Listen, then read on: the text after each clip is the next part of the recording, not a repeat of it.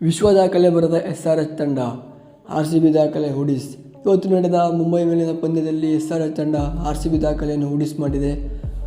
IPL ಇತಿಹಾಸದಲ್ಲಿ RCB ತಂಡವು 263 ರನ್ಗಳನ್ನು ಬಾರಿಸಿತು ಮತ್ತು ಇವತ್ತಿನ ಮ್ಯಾಚ್ನಲ್ಲಿ SRH ತಂಡ ಅದನ್ನು ಮುರಿದು ಹಾಕಿದೆ.